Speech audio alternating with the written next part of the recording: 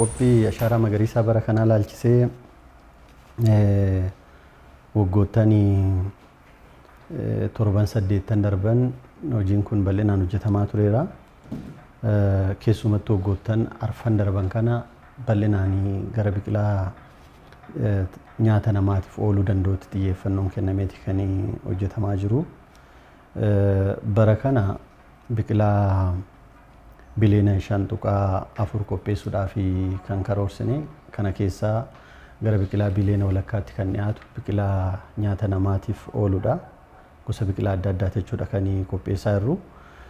Karoora waliigalaati irraa yeroo ammaa kana dhibbeentaa 92 kan ta'u gara biqilaa biliyoona 5.5 kan qopheessine ta'uu isaati jechuudha. Gosoonni biqilaa kun biqilaa bosonaa of keessaa qaba. Biqilaa bosona qonnaa waliigalaa kan jedhaman keessumattuu lafa qonnaa keessa kan dhaabbatan jechuudha. Biqilaa miidhaginaa, biqilaa leemmanaa, biqilaa nyaata namaatiif oolu gosoota biqilaa gurguddoo gara 5 ta'an adda bahee jechuudha kan yeroo kana qophiin gaggeeffamaa jiru. Gosa biqilaa kana yeroo haala kanaan adda baasnu biqilaa gosa hedduudha kan dhaabbatu. Akka naannoo keenyatti agiroo ekoloojiin yookiin haalli qilleensa naannoo keenyaa bal'aadha. Bu'uuruma kanaan biqilaan naannoo badda dareetti gammoojjitti qophaa'aniif dhaabbatan adaduma sanaan heddumminaan kan dhaabaa jiru ta'uu isaati. Garuu gosoota biqilaa kanatti yeroo adda qoonnu bosona inni yeroo adda qoonnu gosuma biqilaa adda addaa ta'etu jiru lafa hiikoo bosonaatiin lafa karaa walitti aanuun tajaajila bosonaatiif karaa ooluu danda'uun lafa hektaara walakkaa fi sanaa olirra biqilaan gaafa dhaabbatu biqilaa tajaajila bosonaatiif oolu inneeti kan yaamnu. Kana jechuun immoo biqilaan tajaajila bosonaatiif oolu kun biqilaa uumamaa ta'uu danda'a. Biqilaa immoo namtolchee ta'uu danda'a. Keessumattuu kan dinagdeedhaaf oolan yoo ta'e kan dafanii guddatan dhaabbata. Kanaaf lafa walitti aanuudhaan dhaabbatu lafa defined ta'e yookiin immoo lafa tajaajila bosonaa kanaaf qofa dhaabbatu biqilaa bosonaatiif jedhameetu gosti sun adda bahee kan dhaabbatu jechuudha. Biqilaan lafa qonnaa keessa dhaabbatanii kaayyoon isaa waa lamaaf tokkoof gabbina biyyee maasii qonnaa sanaa dabaluu kan danda'an karaan biraatiin immoo oomisha qonnaa maasaa sanarratti oomishaman irratti dhiibbaa kan hin qaqqabsiisne kan wal simatan kan walii galan karaa biraatiin immoo hawaasni keenya qonnaan bulaa yookiin horsiisee bulaan lafuma tokko irratti bu'aa oomisha midhaaniitis ta'ee bu'aa oomisha bosonaarraa argamu sana lafa tokko irratti karaa argachuu danda'uun yaadameeti kan dhaabbatu jechuudha. Oomisha midhaanis hin deeggaraa walirratti dhiibbaa mataa isaanii hin fidanii yeroo baay'ee agirooforesterii kan ittiin jennu jechuudha. Biqilaan maasaa qonnaatirra dhaabbatu sana giddu galeessa gooneeti jechuudha hojii nuti hojjennu. Biqilaan miidhaginaa immoo keessumattuu taa'umsa lafaa laandiskeeppii jennu kana kan miidhagsuu danda'u keessumattuu magaalotaa fi iddoo lafa hawwannaadhaaf dhaabbatudha jechuudha kan qophaa'u. Biqilaan nyaata namaatiif oolu silumayyuu kaayyoonsaa faayidaa nyaataatiif waan barbaadamuuf gosti sun adda baheeti kan qophaa'aa jiru jechuudha. Haala kanaan gosoonni biqilaa kun iddoo gurguddaa kanatti qoodamanii kan qophaa'aa jiran. Qophii biqilaa kana laalchisee akkaataa adda addaatiin kan qophaa'u mootummaadhaan kan qophaa'u magaalanis ta'ee aanaaleedhaan jechuudha. Buufanni biqilaa mootummaa tajaajila kanaaf oolan akka naannoo keenyatti 1,200 kan ta'an buufata ulaagaa isaa guutan bal'inaanis ta'ee baay'ee gurguddaa kan ta'anii fi achi keessatti biqilaan bal'inaan danfifamaa jira.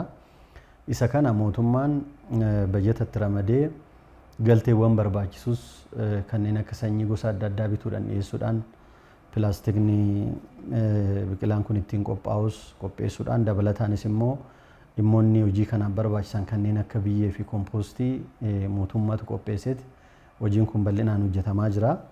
Hojiin kun haa ta'uti gahee guddaa taphatee kan qopheessaa jiru mootummaa haa ta'u malee hojii mootummaa qofaan hojjetamee milkaa'uu danda'u miti. Qaamoleen adda addaa, enterpiraayiziin adda addaa, waldaaleen hawaasaa adda addaa irratti ijaaramanii buufata biqilaa bal'inaan banuudhaan hojii kanas hojjechaa kan jiran ta'uu isaati. keessumattuu intarpiraayizoonni gurguddaan hojii kanarratti bobba'an naannoo 500 ol ta'anis hojii kana kan hojjechaa jiranii. Kana qofa miti egaa horsiisee bulaanis qonnaan bulaanis sadarkaa isaatiitti akkuma oomisha midhaanii biqilaa danfisuudhaan qopheessuudhaan dhaabuudhaan hojii kana milkeessuu keessatti argama. Kana qofa miti egaa bara kana keessattuu immoo kallattii mootummaan naannoo keenyaa kenneen sadarkaa gandaatitti gurmaa'insa caaseffama gurmaa'insa gandaa haaraa amma ijaarame kana giddu galeessa godhachuudhaan ganda hunduma keessatti buufanni biqilaa caasaadhaan akka banamu taasifamee hojiin kun karaa milkaa'insa qabuuf guutuu ta'een akka raawwatamuuf tumsi godhameeti kan hojjetamaa jiru. Kanaaf hojiin kun bajeta mootummaa qofaan osoo hin taane qaamoleen adda addaa hirmaatee even miti mootummaan illee dhaabbileen adda addaa karaa hirmaachisuu danda'uun manneen amantaati illee karaa hirmaateen akkasumas manneen barnootaa keessatti illee qophaa'uudhaan qaamolee adda addaa asirratti hirmaachisuudhaan jechuudha hojii kana kan hojjetamaa jiru. Bara kana adda kan isa godhu kanadha. Kana qofa osoo hin taane keessumattuu biqilaa nyaata namaatiif oolu irratti xiyyeeffachuun hojiiwwan hojjetaman kan ammoo gara istaandaardiitti fidaa deemuun hojii xiyyeeffannoo guddaan kennamee fi adda taasisuu inni fudhachuun hin danda'ama. Iddeen biqilaan kun dhaabbatu egaa lafa gara heektaara miiliyoona 1.9 irra kan inni dhaabbatu. Lafti miiliyoona 1.9 kana keessaa lafa heektaara 409 ta'u hiikoo bosonaatiin lafa walitti ta'an teekinooloojii GIStiin adda bahee kaartaan itti hojjetamee hiikoo bosonaa karaa qabuun kan hojjetamu yommuu ta'u kanneen kanarraa hafan immoo akkan sila kaase sana lafa qonnaa keessa daandii cinaa iddoo adda addaa biqilaan kun qonna biroo wajjin karaa qindoomina qabuun kan dhaabbatuu fi waliigala lafa miiliyoona 1 irra dhaabbatee dhameeti kan yaadame hanga onaa lafa naannoo heektaara 700 ta'u kan adda baasnee fi miiliyoona 1 kana keessaa 700 kana keessaa immoo naannoo heektaara 300 kan ta'u 300 kan ta'u jechuudha.